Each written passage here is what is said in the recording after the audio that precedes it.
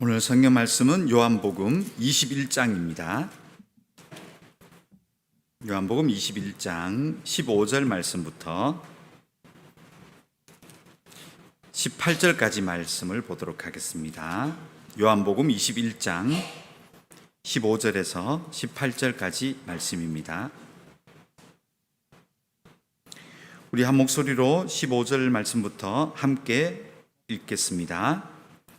그들이 조밥 먹은 후에 예수께서 시몬 베드로에게 이르시되 요한의 아들 시몬아 내가 이 사람들보다 나를 더 사랑하느냐 하시니 이르되 주님 그러하나이다. 내가 주님을 사랑하는 줄 주님께서 아시나이다. 이르시되 내 양을 먹이라 하시고 또 두 번째 이르시되 요한의 아들 시몬아 내가 나를 사랑하느냐 하시니 이르되 주님 그러하나이다. 내가 주님을 사랑하는 줄 주님께서 아시나이다. 이르시되 내 양을 치라 하시고 세 번째 이르시되 요한의 아들 시몬아 내가 나를 사랑하느냐 하시니 주께서 세 번째 내가 나를 사랑하느냐 하심으로 베드로가 근심하여 이르되 주님 모든 것을 아시오매 내가 주님을 사랑하는 줄을 주님께서 아시나이다. 예수께서 이르시되 내 양을 먹이라. 내가 진실로 진실로 내게 이르노니 내가 젊어서는 스스로 띠뛰고 원하는 곳으로 다녔거니와 늙어서는 내 팔을 벌리리니 남이 내게 띠띠우고 원하지 아니한 곳으로 데려가리라. 아멘. 하나님 이 시간 요한복음의 마지막 장을 열었습니다. 사도 요한이 기도하며 영감을 받고 기록한 성경, 오늘 고스란히 저희에게도 전달되어질 수 있는 귀한 시간 되게 하여 주시옵소서. 예수님의 이름으로 기도드렸습니다. 아멘.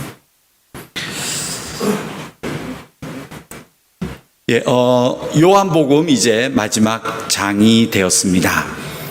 한 20장까지 구조를 보면 복음의 핵심에 대해서 말씀을 드렸습니다.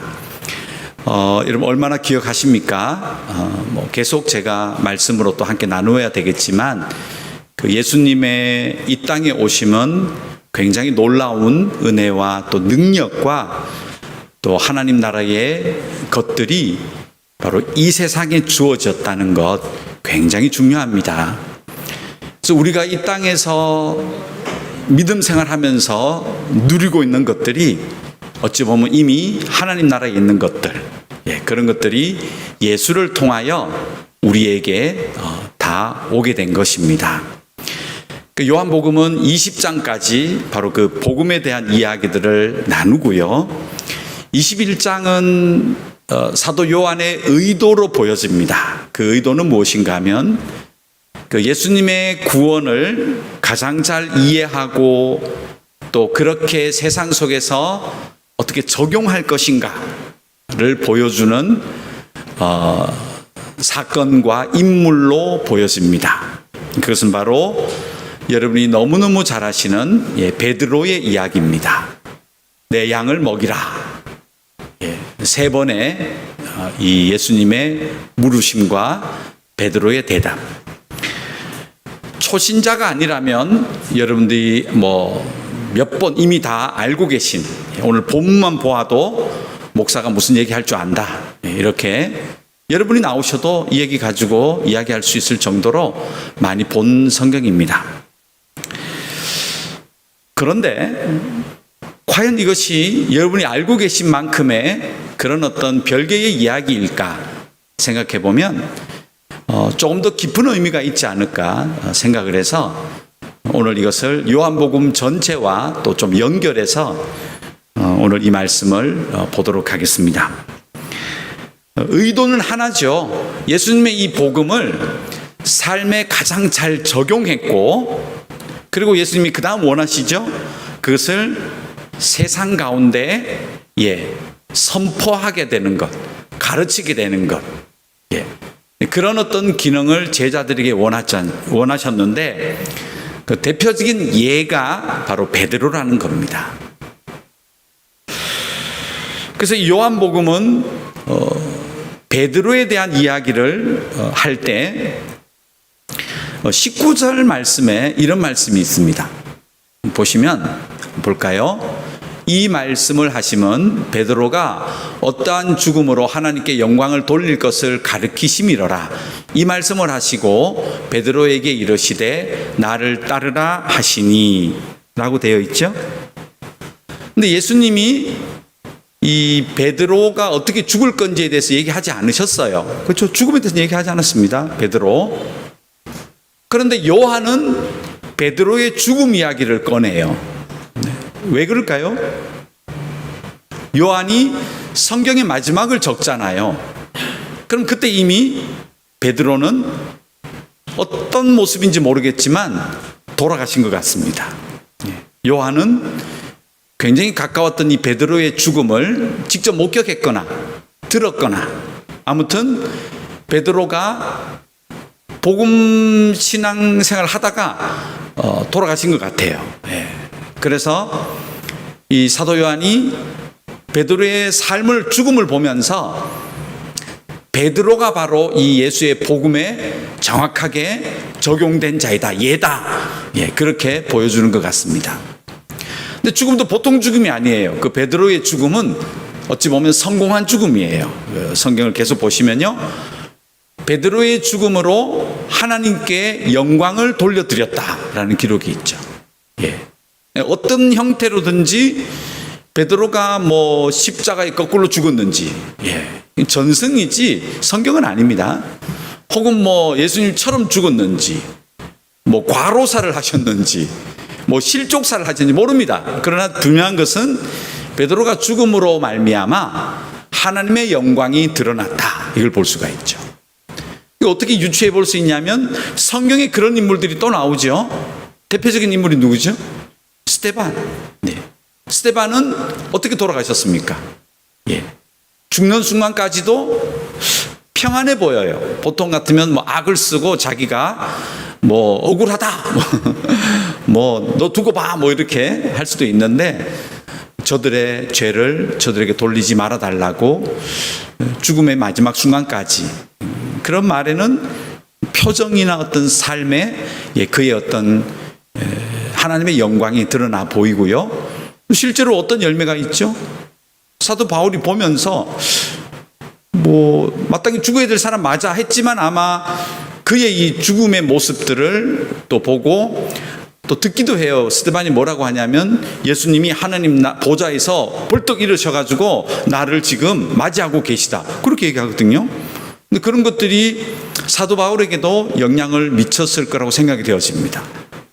그래서 스데반의 죽음 같은 경우에 아주 그런 어떤 하나님의 영광을 나타나는 죽음이 있었기 때문에 베드로도 충분히 그런 형태로 가지 않았을까 추측을 해봅니다. 자, 그러면 요한은 자기가 요한복음을 기록하면서 제가 목적을 말씀드렸죠. 요한복음의 목적은 하나님 나라의 폭발력, 하나님 나라의 이 성장력, 이걸 말씀드렸죠. 그런 측면에서 이 요한은 베드로의 이야기를 딱 끄집어낸 거죠. 베드로가 하나님에게 영광 돌리면서 기꺼이 그의 삶을 마감했는데, 자, 이 베드로가 그렇게 살고 갔던 이유는 이 복음을 베드로가 정확하게 접했다. 그리고 예수님이 얼마나 베드로를 잘 훈련시켰는지 그의 결과다. 이렇게 얘기하시는 거죠. 그래서 요한복음의 목적은 우리를 하나님 나라 백성으로 만들어주는 그런 교훈이 있다. 베드로를 봐라. 베드로가 그런 대표적인 인물이다. 그래서 요한복음의 21장이 추가되어 있는 겁니다. 자, 그런데 요한은 이 베드로가 완전히 영광스러운 죽음, 하나님께 영광 돌리는 죽음으로 갈 수 있었던 결정적인 이유를 갈릴리 세 번째 나타나신 그 아침에 있었던 이야기를 끄집어내고 있는 겁니다. 그날 아침에 밥을 먹고 예수님께서 부활하신 다음에 세 번째 나타나셨는데 베드로에게 세 번 질문하셨다. 그리고 베드로는 이 질문을 받고 세 번 대답했는데 그때 예수님께서는 베드로를 제대로 훈련시키셨다. 그래서 성령 시대가 되어서 베드로는 그의 죽음 앞에서도 하나님께 영광 돌리며 그의 삶을 하나님 앞에 헌신할 수 있었다. 그래서 이 아침에 있었던 이 이야기를 굉장히 중요하게 여기고 있는 것을 볼 수가 있습니다. 여러분이 알고 있는 베드로의 이 3번의 내 양을 먹이라, 여기에 대해서 일반적인 지식이 있어요. 교회 다니면 다 알고 계시죠? 여러분 어떤 것을 알고 계시죠? 이거 딱 떠오르는 거. 예수님이 너도 임마 3번 부인했지, 나도 한번 3번 한번 보여줄게. 그래서 3-3을 맞췄다. 그래서 뜨끔했다. 일반적인 여러분의 지식이죠? 저도 그렇게 배웠고, 좀 더 지식이 있다면 좀 더 원어적으로 들어가면 어떤 해석이 있었죠? 예수님께서 2번 아가페적인 사랑을 얘기했습니다. 첫 번째, 두 번째 질문은 아가페적인 질문을 했고, 아가페 사랑을 얘기했고, 3번째는 필레오 사랑을 얘기했습니다. 인간적인 사랑, 열심, 여기에 대해서 얘기를 했습니다. 그 정도 알면 조금 좀 성경을 알구나, 이렇게 우리가 분석했던 것이죠. 보통 거기서 끝났죠. 근데 이 기록은 베드로의 헌신, 죽음으로 연결될 만큼 철저한 훈련이 여기에 들어있다는 걸 우선 알아셔야 돼요. 이 예수님의 3번의 질문은 베드로를 완전히 죽음으로 헌신하게 만들 수 있는 이유가, 비결이 여기에 들어있구나, 이런 관점에서 제가 오늘 3가지를 말씀드리겠습니다. 자, 이 정도 기억하시고 첫 번째 질문 들어가 볼까요? 15절. 이제 성경을 잘 보셔야 됩니다. 볼까요? 그들이 조반 먹은 후에 예수께서 시몬 베드로에게 이르시되, 뭐라고 하시죠? 요한의 아들 시몬아, 내가 이 사람들보다 나를 더 사랑하느냐 하시니 이르되 주님 그러하나이다. 내가 주님을 사랑하는 줄 주님께서 아시나이다. 이르시되 내 어린 양을 먹이라 하시고. 자, 예수님은 이 베드로를 평소에 어떻게 부르셨죠? 제자들은 어떻게 불렀죠? 베드로를 뭐라고 불렀죠? 베드로야, 게바라고 불렀습니다. 게바. 그래서 신약성경 대부분에 보면 전부 베드로를 뭐라고 했죠? 사도 바울도 따라서 게바라고 불러요. 바울 서신에 보면 이 베드로를 게바라고 다 해놨습니다. 고린도전서 한번 보십시오. 그래서 게바야 이렇게 부르셨을 것 같아요. 근데 딱 한 번 예수님께서 요한의 아들 시몬아, 언제 부르셨죠? 갈릴리 어부할 때, 처음 부르실 때, 요한의 아들 시몬 나를 따르라, 이때 부르세요. 인간 족보를 누구 집 자식아 불렀다는 거죠. 그런데 3년 몇 개월 동안 게바라고 부르시다가 마지막에 와서 요한의 아들 시몬아 이라고 딱 부르세요. 3번 다요. 그렇죠? 두 번째도 세 번째도 끝까지 베드로를 요한의 아들 시몬아 이렇게 부르세요. 이건 굉장히 중요한 의미가 있습니다.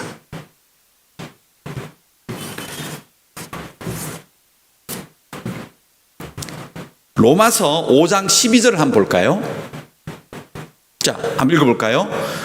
그러므로 한 사람으로 말미암아 죄가 세상에 들어오고 죄로 말미암아 사망이 들어왔나니 이와 같이 모든 사람이 죄를 지었으므로 사망이 모든 사람에게 이르렀느니라. 아멘. 로마서, 특별히 로마서는 신학적으로 굉장히 중요하다고 하잖아요. 어렵기도 하고. 근데 로마서를 쉽게 생각해 보면 이거예요. 로마에 있는 사람들에게 사도 바울이 내가 예수를 믿고 구원받았다 라는 것을 전하는 거예요. 그렇죠? 나는 구원받은 사람이다. 근데 이 긴 이야기를 초두에 꺼낼 때 사도 바울이 자기를 어떻게 표현하느냐?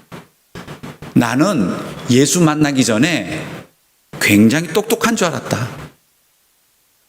율법을 다 지켜봤고 다 알았고 어떤 제사도 내가 빠뜨리지 않았고 나는 능력이 출중했고 다마스커스를 왔다 갔다 할 수 있는 정도의 건강도 있었고 인맥도 있었고 돈도 있었다. 자신감이 충분히 있었던 나였는데 예수를 만나고 났더니 내가 진짜 죄인이더라. 이걸 깨달았다는 거예요. 그리고 결정적으로 뭘 깨닫냐면 사람은 사람의 능력으로 살아가는 게 아니더라.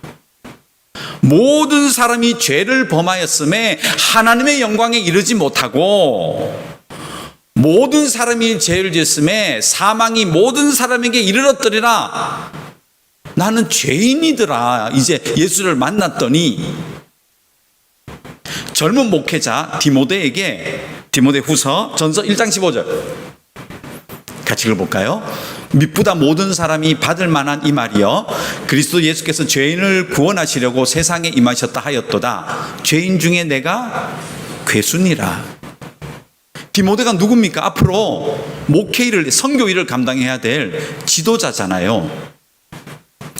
그 디모데를 사도 바울이 이제 훈련시키는 과정의 첫 번째 단어가 뭐냐면 너 죄인이야예요.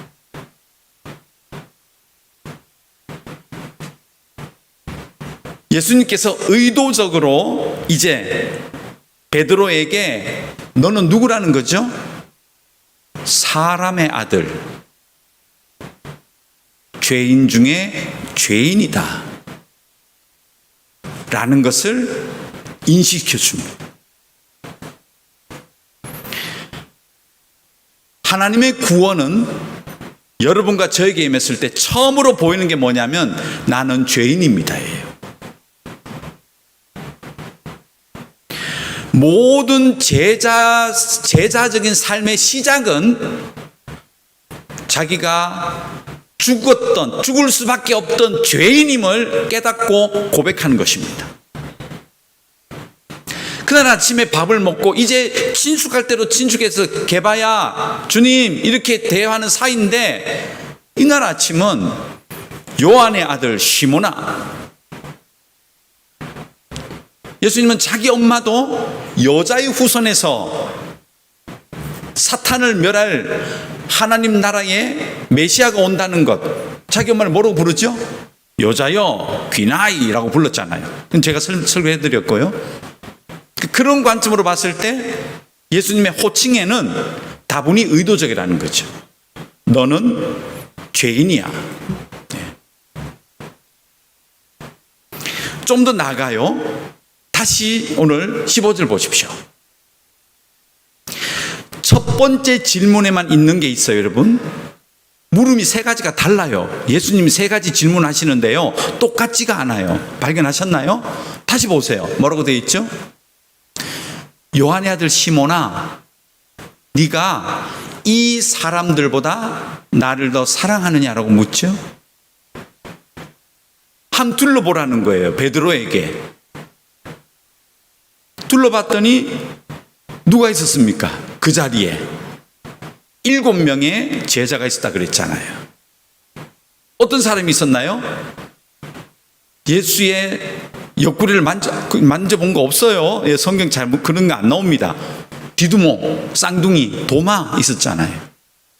갈릴리 사람 나다나엘, 야고보, 요한, 그리고 아마 안드레, 빌립 모르겠습니다. 주변에 있는 제자들을 딱 바라봤을 때 베드로가 느끼는 게 뭐예요? 저들은 그래도 예수님 열심히 따라다니고 최선을 다하여 일하고 했는데 저들과 비교했을 때 베드로는 어떻습니까? 부끄럽죠?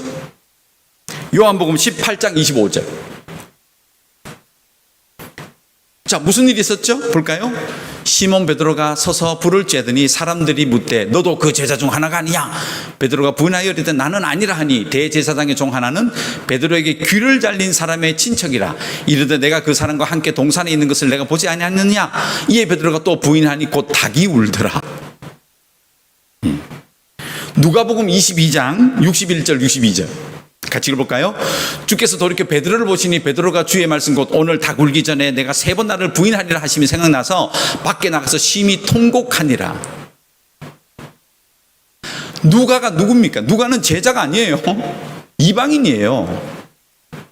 근데 누가도 뭘 알고 있어요? 베드로가 얼마나 실수했는지, 누가는 더 극적으로 기록했어요. 예. 주께서 돌이켜 베드로를 봤다. 야, 그 부인 현장에서 예수님이 이렇게 물끄러미 쳐다봤나 봐요. 이렇게 쫙. 이거 뭐 사람 완전히 뭐 끝장내는 거잖아요. 얼마나 난처하고. 네. 누가, 마태, 마가, 요한복음, 사복음서에 베드로의 부인 이야기는 다 나옵니다. 그 얘기는 뭐죠? 모든 제자가 알고 있는 베드로의 이 부족함. 예. 칼을 들어서 귀를 자르고 한 이런 혈기 부렸던 거. 인맥으로 대제사장 집에 들어가가지고 앉아있다가 욕하고 나온 거. 제자들이 다 알아요. 예수님이 첫 번째 질문 뭐죠? 베드로야, 주위 둘러봐. 네가 제일 나빠해요. 그거 알아? 이 첫 번째 질문에서 예수님이 의도적으로 베드로를 완전히 분해하세요. 자기가 얼마나 더러운 죄인이고 할 수 없는 죄인인지 그의 한계와 그의 죄악됨을 적나라하게 사람들 앞에서 되묻고 있습니다. 뭐죠? 겸손할 수밖에 없어요. 베드로가 앞으로 교회를 이끌 수장이 됩니다. 잘해서가 아니라 직책이 그렇잖아요. 그 한마디에 사람들이 이리 가고 저리 가고 교회가 좌지우지되는 그런 상황에 입장으로 베드로가 놓입니다. 우리는 그것을 수제자라고 그러고 예루살렘 교회의 대표적인 목회자잖아요. 근데 그 사람을 그 상태로 계속 베드로가 수장이 되어서 그 교회를 이끌었다면 그가 황제가 되지 않겠습니까? 근데 예수님이 제자들 앞에서 인간적인 족보를 드러내고 그리고 둘러봐. 네가 제일 나빠. 그게 보이느냐?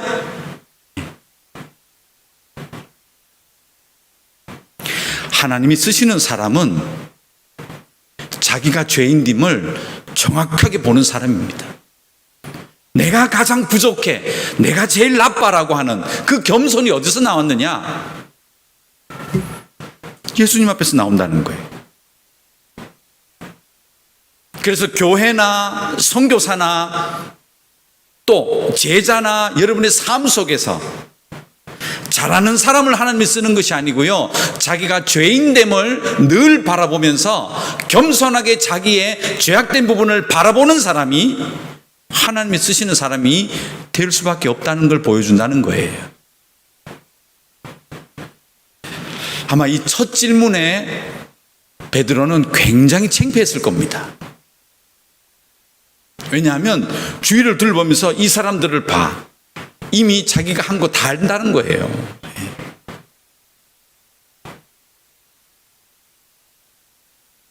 그래서 우리 하나님께서 첫 번째 질문에서 베드로를 완전히 무장해제시킨다는 거 볼 수가 있죠.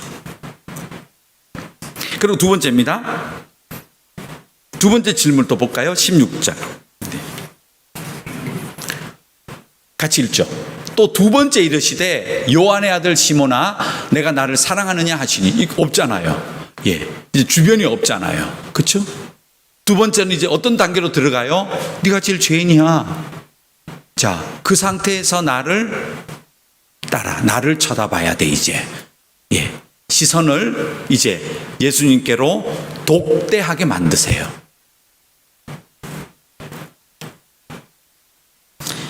베드로 후서 3장 14절. 훈련 잘 받았습니다. 이 베드로가. 읽어볼까요? 그러므로 사랑하는 자들아 너희가 이것을 바라보나니 주 앞에서 점도 없고 흠도 없이 평강 가운데서 나타나기를 힘쓰라. 그러고 있죠.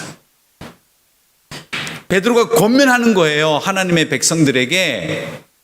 여러분, 죄인됨을 깨달은 자는 하나님 앞에 서는 훈련을 해야 됩니다.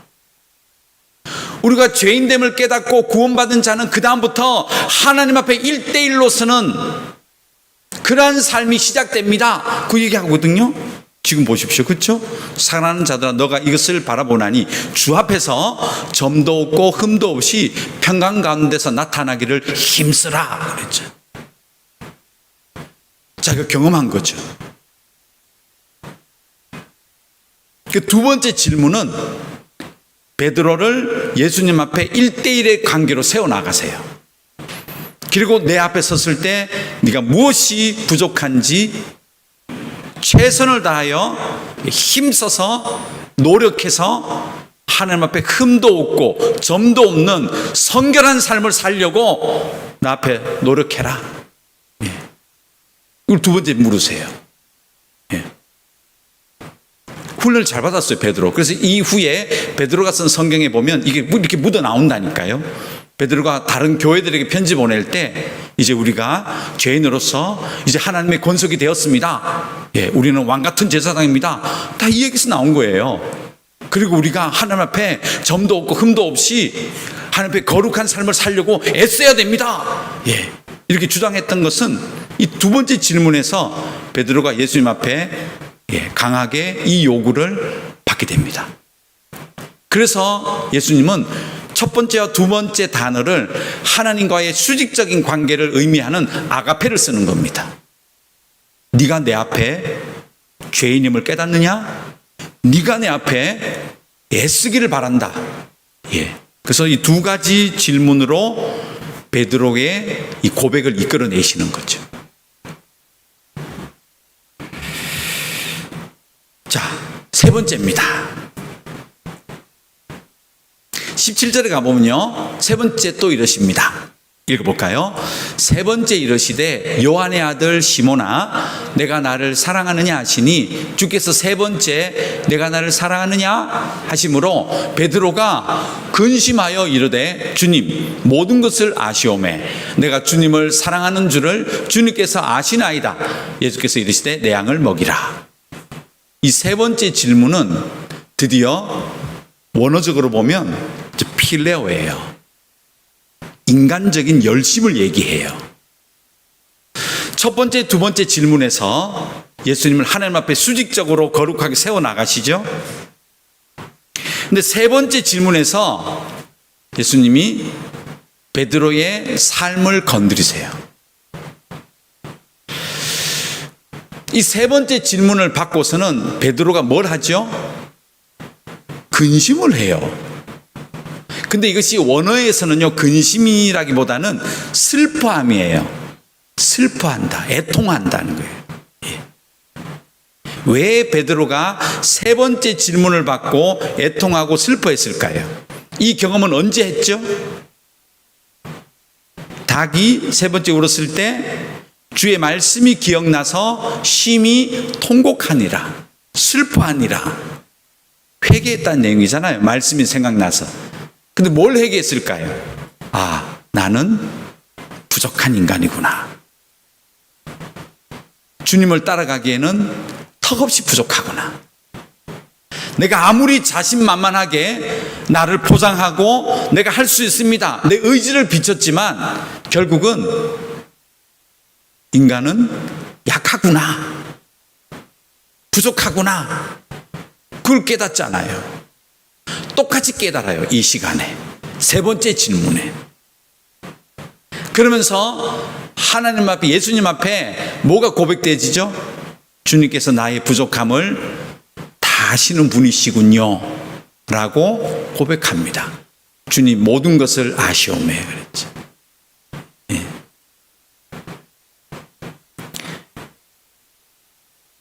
우리가 이 세상을 하나님의 자녀로 이제 구원받고 하나님에게 헌신하고 열심히 살아보려고 해도요, 인간은 나약한 겁니다. 또 넘어지고 자신만만했다가 또 쓰러지고 하루만 지나도 또 자기 위주로 생각하고 해석하고 때로는 문제를 자기의 능력과 의지와 수고와 노력과 인맥으로 한번 돌파해 보려고 하고, 그 대표적인 모습이 베드로였다는 거예요. 위기의 순간에는 결국 이기주의가 되어지고, 자기가 잘 썼던 칼을 통하여서 그 순간을 한번 넘어가 보려고 하는 그런 의도들, 이게 사람의 모습에 우리의 모습이라는 거예요. 어쩔 수 없는 모습. 근데 예수님께서 이걸 다 아세요. 그래서 이 세 번째 물음을 통하여서 인간이 얼마나 세상에서 부족한지,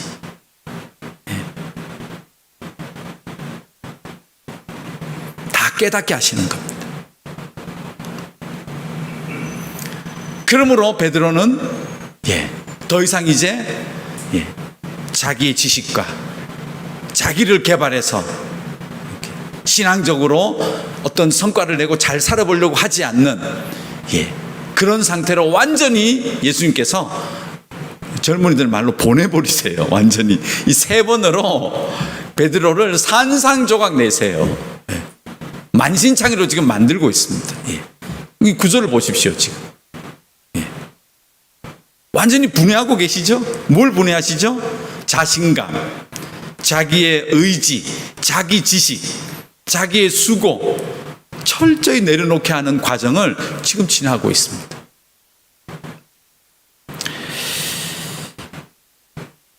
제가 이제 선교지에서 24년 차가 되어서 이렇게 살아갑니다. 처음에 제가 GM에서 훈련을 받고 베트남 땅에 왔을 때는 제가 베트남을 변화시키리라고 믿었습니다. 그리고 제가 어디 가면 제가 한국에 했던 그 많은 일들을 통해서 이 나라가 한 번만 이렇게 뒤집어질 줄 알았습니다. 현지교회 가가지고 내가 조금만 노력하면 완전히 바뀌어지는 줄 알았습니다. 근데 지나고 보니까 언제 하나님이 제대로 쓰시는가 하면요, 제가 손을 다 내려놨을 때입니다. 그리고 이 거대한 나라 앞에 너무나 작은 저를 보기 시작할 때부터 그제서 보여요. 뭘 해야 될지. 괜히 부끄러웠습니다. 그리고 이 베드로의 세 번의 질문 앞에 하나님은 지금도 자기 백성들을 이 과정으로 끌고 다니시는구나, 훈련시키고 계시구나 하는 것을 볼 수가 있었습니다. 그래서 근래에 온 우리 후임 선교사들 이렇게 보면 이런 과정들을 많이 당하는 걸 봅니다. 그 자신만만했던 얼굴들이 어느샌가 기가 죽어 있고 어깨가 처져 있고, 한국이 그립다느니, 내가 한국에서 목회할 때 어떻게 했다느니 하면서 자신감을 잃어가고 있습니다. 초라해지고 있습니다. 제가 그래서 보면서 너 다 돼가는구나 이제, 이렇게 보여집니다. 우리 예수님께서 너무나 중요한 성령 시대에 온 세상 사람들에게 복음을 전하는 이 놀라운 일에 이제 제자들을 쓰셔야 되는데, 그 제자들이 참된 복음이 무엇인지 잘 깨달았다면 이제 세상에 살아가야 되는데 어떤 훈련을 통해서 세상에 내어놓으셨을까? 저는 여기에 답이 있다고 보여집니다. 이 세 가지 훈련에 베드로가 정확하게 들어맞고 있습니다. 첫 번째는 너는 죄인이 합니다. 우리는 하나님의 은혜 아니고서는요 아무것도 할 수가 없어요. 이단들이 많이 나오잖아요. 이상한 이단들 하나도 두렵지 않습니다. 근데 정말 두려운 두려움은 무엇이냐면 인간의 자기 개발을 통해서 뭔가 할 수 있다는 이 사상이 저는 이단 사상보다 훨씬 더 두렵고 교회 안에 들어왔다고 저는 봅니다. 그래서 어떤 상담 훈련, 자기 개발, 영성 훈련, 이게 말이 됩니까?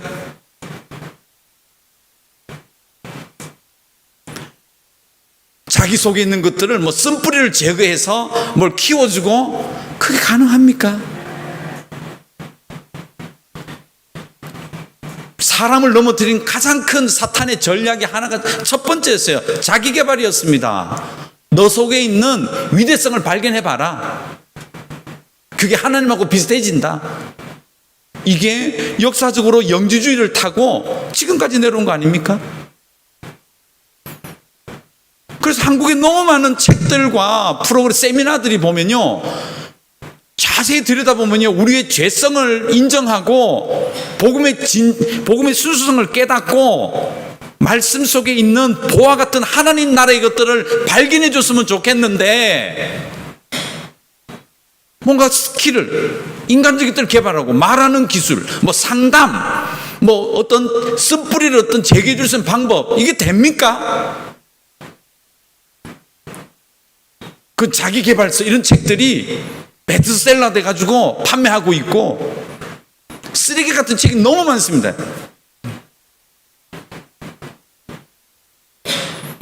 오늘 예수님께서 첫 번째 베드로에게 하신 이 말씀이 저는 정말 의미 있다고 생각합니다. 네가 죄인이라고, 아무것도 할 수 없는 죄인 중에 내가 괴수라고 그렇게 고백했던 사도 바울 보십시오. 베드로 보십시오. 하나님이 그런 자를 쓰시잖아요. 성경 다 나와 있지 않습니까? 그리고 자기 자신을 하나님 앞에 독대시켜라. 우리 지난주 보시지 않았습니까? 베드로가 옷을 벗고 있다가 겉옷을 두르고 예수님께 빨리 내려가잖아요. 이거 너무 중요한 겁니다. 이거 하나님이 겁이 없으니까, 하나님을 두려워하지 않으니까, 사람이 예의가 없으니까 바른 예배가 안 나오는 겁니다. 어느샌가 우리 한국 교회에서는요, 그렇게 저는 생각해요. 하나님을 두려워하지 않는 거예요. 친구가, 물론 하나님이 친구 같지만 그것은 하나님 앞에 서 있는 나 자신을 바라볼 때는 그렇게 하면 안 됩니다. 예의를 갖추셔야 돼요. 이 성경이 예사롭지 않습니다. 요한의 이 마지막 기록들이 저는 예사롭게 보이지 않습니다. 21장이 굉장히 무서운 말씀이고 중요하다고 생각합니다. 왜 오늘날 한국 교회가 다음 세대가 없나고요? 하나님을 두려워하거나 하나님을 예의 없이 너무 다 내려버렸어요. 젊은 청소년들이 경배해야 되고 하나님 앞에 옷을 입고 단정하게 서야 되는, 제가 옷 얘기하는 게 아니잖아요. 자세 얘기하는 거잖아요. 그런 두려움 없이 이게 뭐 세상의 어떤 그런 집단처럼 다 만들어놔서요, 저는 그래서 오히려 교회 안 온다고 저는 생각해요. 교회 가거나 학원 가거나 학교 가거나 비슷해요 다. 우리는 그것을 열린 예배, 뭐 문을 낮추는 예배로 생각했어요. 뭐 강대상을 없애버리고 청바지를 입고 나오고. 제가 지금 고전적으로 복장 얘기하는 게 아닙니다. 반팔티를 입을 수는 있지만 하나님을 두려워해야 된다는 거예요. 예의가 없어 보여요. 너무 함부로 얘기하고요. 요한이 왜 겉옷을 벗고 있다가 빨리 옷을 입고 예수님 앞에 바다에 뛰어내린 그 베드로 기록을 왜 넣어놨을까요? 하나로 다 연결되어 있잖아요. 지금 오늘 이야기하고요. 굉장히 중요한 얘기입니다. 이 세 번의 질문으로요, 베드로를 완전히 분해하세요. 얼마나 분해했는지 세 번째 베드로 반응 보세요. 울었다는 거예요. 너무 마음이 찔려서, 하나님 앞에 너무 자기가 부끄럽고 자기 한계도 있고 자기가 더러운 죄인임을 또 깨닫는 거예요. 근데 예수님의 목적은 혼내시는 게 아니에요. 알았지 이놈? 그래 살아도 되겠어가 아니고 뭐죠? 됐다. 이제 나의 일을 할 수 있는 때가 너가 왔다. 내 양을 먹여.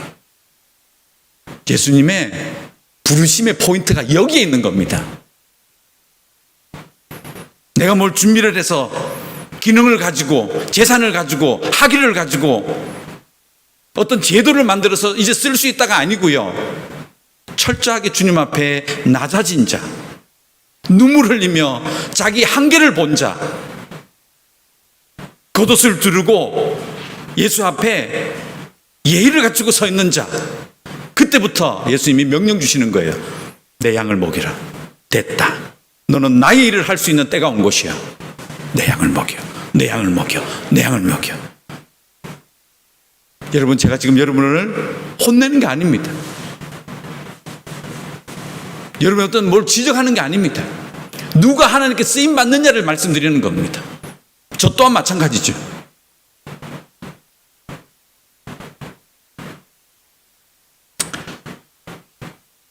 이제 요한복음을 마칩니다.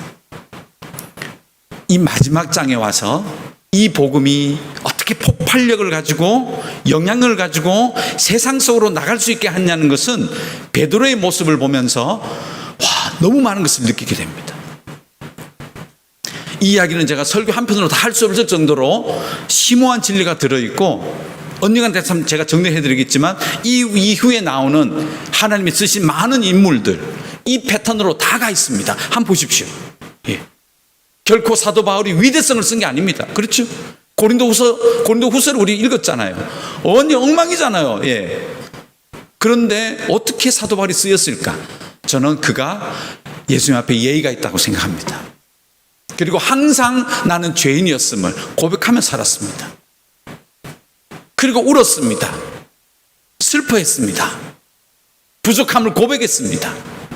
그때 하나님의 사용하심이 시작된다고 저는 믿습니다.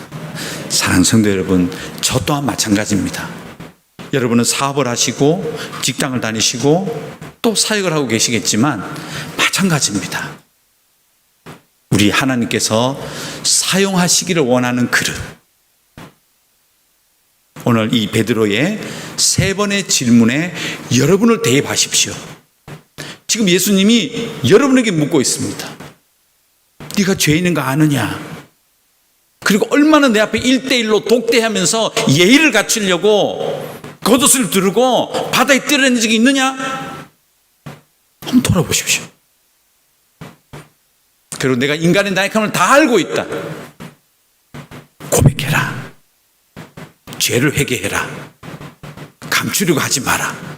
예. 그 하나님의 부르심 앞에, 이건 부르심이잖아요. 예. 우리가 이제 응답하시고요. 주님 다 하십니다. 인정하십시오. 그때 우리에게 미션을 주세요. 제자의 삶을 시작하거라. 여러분, 그런 마음으로 삶의 현장으로 돌아가시는 제가 또 여러분이 되어주시기를 간절히 소망합니다. 기도하겠습니다. 하나님 아버지, 감사합니다. 죄인이었습니다. 그래서 주님 앞에 설 수 없었던 조건이었습니다. 불러주시고 하나님 앞에 세워지게 하신 것 감사합니다. 늘 겸손하게 예의를 갖추고 그리고 내가 누구였던지를 기억하고 그리고 인간의 나약함을 감추려고 하지 말고 모든 것 아시는 아버지 앞에 내어놓으며 인정하며 회개하며 살아가는 저희 모두가 되게 하여 주시옵소서. 바로 그때 하나님의 사용하심이 우리 모두에게 시작된다는 것 기억하며 하나님께 다 쓰임받는 우리 믿음의 식구들 되게 하여 주시옵소서. 예수님의 이름으로 기도드렸습니다. 아멘.